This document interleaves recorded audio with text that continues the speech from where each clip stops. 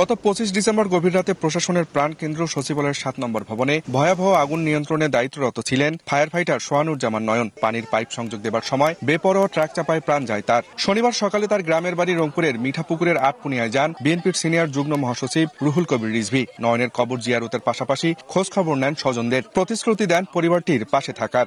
আমার ছেলে যে মৃত্যুবরণ করলো তার আমি এক নম্বরে বিচার চাই, আর আমার পরিবার কিভাবে চলবে আমাদের দিকে একটু হলেও দেখবেন। রুহুল কবির রিজভী সাংবাদিকদের কাছে অভিযোগ করেন, সচিবালয়ে শেখ হাসিনার মুখ্য সচিবের অর্থ পাচারের ফাইল ছিল, সেগুলো নষ্ট করতেই স্বৈরাচারের প্রেতাত্মারা পরিকল্পিতভাবে আগুন লাগিয়েছে।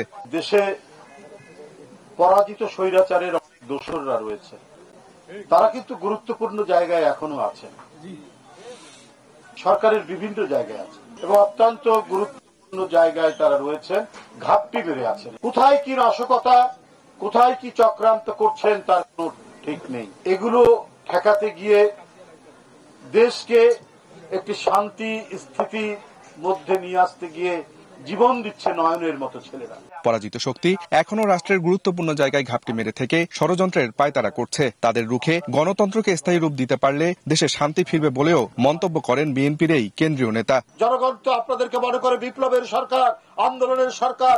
আমরা যদি গণতন্ত্রকে একটি স্থায়ী রূপ দেই, আমরা যদি আমাদের স্বাধীনতা সার্বভৌমত্ব রক্ষা করতে পারি, তাহলেই এই দেশটি টিকবে, এদেশের মানুষের নাগরিক স্বাধীনতা নিশ্চিত হবে। নিহত ফায়ার সার্ভিস কর্মী নয়নের পরিবারের হাতে প্রাথমিক সহায়তা হিসেবে 2 লাখ টাকা তুলে দেন রুহুল কবির রিজভী।